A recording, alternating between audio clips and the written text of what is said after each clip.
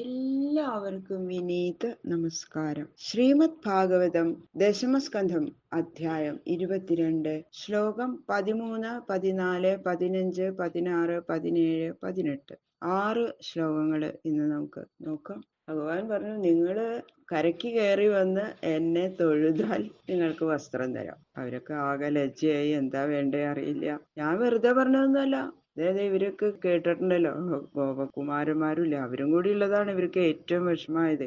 ഭഗവാൻ മാത്രമാണെങ്കിൽ പിന്നെ ഇതിപ്പോ അവരുടെയും കൂടി മുമ്പിൽ ഇങ്ങനെ നഗ്നത കാണിച്ചു നിൽക്കണ്ടേ, അത് അവർക്ക് വല്ലാത്ത വിഷമായി. കൃഷ്ണായ വാസുദേവായ ദേവകീ നന്ദനായ ച നന്ദഗോപകുമാരായ ഗോവിന്ദായ നമോ നമഃ.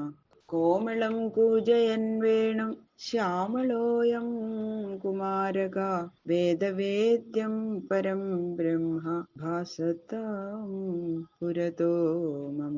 ഓം നമോ ഭഗവതേ വാസുദേവായ. ശ്ലോകം 13. ഓം നമോ ഭഗവതേ വാസുദേവായ. ഏവം ബ്രുവതി ഗോവിന്ദേ നർമ്മണാക്ഷിപ്തചേതസ ആകണ്ഠമഗ്നാ ശീതോദേ വേപമാനാസ്തമബ്രുവൻ.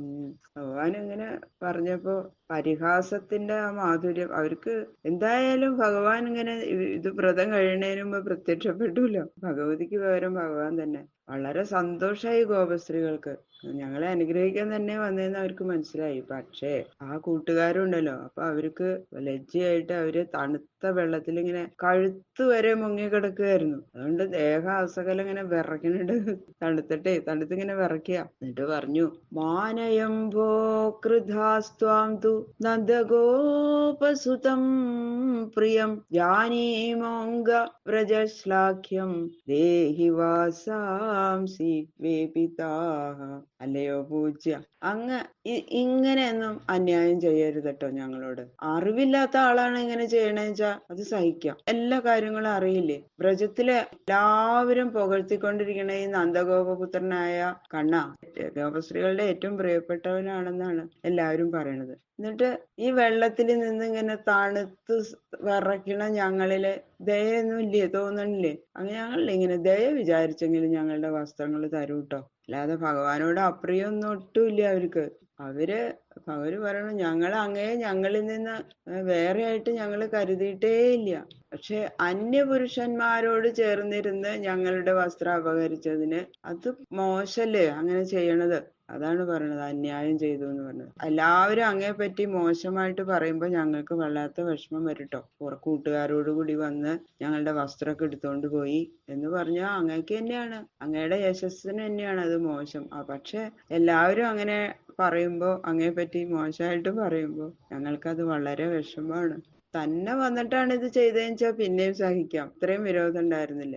എന്നിട്ട് അവര് പറയണു, ശ്യാമസുന്ദര തേ ദാസ്യ കരവാമതവോദിതം ദേഹി വാസാംസി ധർമ്മജ്ഞ നോ ചേൽ രാജ്ഞേ ബ്രുവാമഹേ.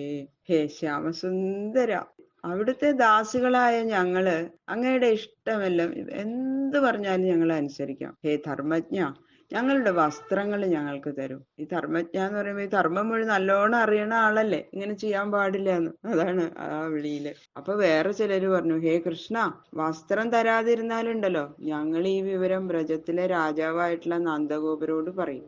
സ്ത്രീകളെ ഇങ്ങനെ നഗ്നകളായിട്ട് കാണാൻ പാടില്ല എന്നുള്ളത് നല്ലോണം അറിയണ ആളല്ലേ അങ്ങ്. എന്നിട്ട് ഇങ്ങനെ ചെയ്യണത് ശരിയാണോ?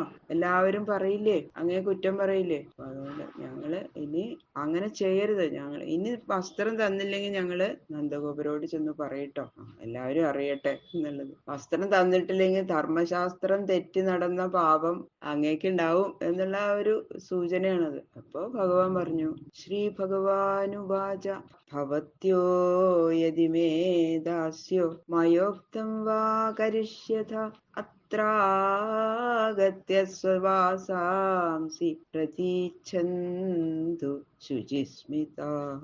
അല്ലയോ മന്ദഹാസ മനോഹരികളായവരെ, ശുചിസ്മിത എന്നല്ലേ, നിങ്ങള് എന്റെ ദാസികളും ഞാൻ പറഞ്ഞത് കേൾക്കുന്നവരുമാണെങ്കിൽ ഇവിടെ വന്ന് നിന്ന് അവരവരുടെ വസ്ത്രങ്ങൾ സ്വീകരിച്ചു പൊക്കൊള്ളുന്നു. ദാസികളാണ് ഞങ്ങളെന്ന് പറഞ്ഞില്ല അവര്. എന്റെ ദാസികളാണെങ്കിൽ ഞാൻ പറയണത് കേൾക്കണം. ഭർത്താവായി വരണമെന്നുള്ള അപേക്ഷ ഭഗവാൻ അറിഞ്ഞിട്ടുണ്ടല്ലോ. അവരത് പ്രത്യക്ഷമായിട്ട് ധരിപ്പിക്കാനാണ് ഈ വസ്ത്രാപഹരണം ഒക്കെ ചെയ്തത്. നിങ്ങൾ എന്റെ ദാസികളും ഞാൻ സ്വാമിയുമാണെന്നുള്ള ദൃഢവിചാരം നിങ്ങൾക്കുണ്ടെങ്കിൽ, സ്വാമിയായി ഞാൻ പറഞ്ഞത് കേൾക്കേണ്ടത് നിങ്ങളുടെ കടമയല്ലേ? സ്വാമിയുടെ ചില കൽപ്പനകളെ അംഗീകരിക്കാമെന്നും ചിലത് നിഷേധിക്കാമെന്നുള്ള വിചാരം അത് ശരിയല്ല. നിങ്ങളെ ദാസികളാണെങ്കിൽ ഞാൻ പറഞ്ഞത് കേൾക്കണം. വേഗം അവരെല്ലാവരും കൂടി കേറി എന്താ കേറാതിരിക്കാൻ നിവൃത്തിയില്ലല്ലോ. തതോ ജലാശയാൽ സർവാദാരികാ ശീതവേപിതാഃ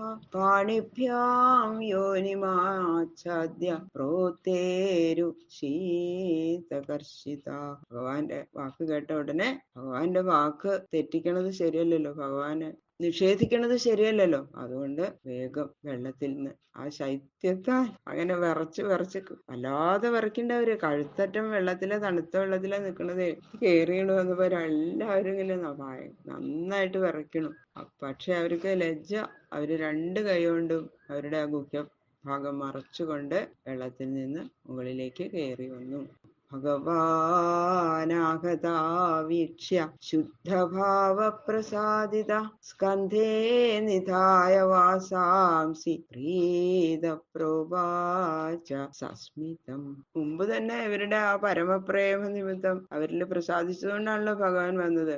അങ്ങനെ അവര് വെള്ളത്തിൽ നിന്ന് കരയ്ക്ക് കയറി അടുത്ത് വന്ന് നിൽക്കണ കണ്ടപ്പോ ആ മരക്കൊമ്പില് വസ്ത്രങ്ങൾ വെച്ചിട്ട് അവരിലുള്ള ആ അതിപ്രീതിയെ സൂചിപ്പിക്കുന്ന അത് നല്ലൊരു മന്ദഹാസം ഭാവം, അവരോട് നല്ല സ്നേഹമാണെന്നുള്ള അവർക്ക് മനസ്സിലാവാൻ പാകത്തിനുള്ള സുന്ദര ഒരു മന്ദഹാസം ചെയ്തുകൊണ്ട് അവരോട് പറഞ്ഞു. ബാക്കിയുള്ള ശ്ലോകങ്ങള് നാളെ നോക്കാം. സർവത്ര ഗോവിന്ദ നാമ സങ്കീർത്തനം ഗോവിന്ദ ഗോവിന്ദ ഗോവിന്ദ.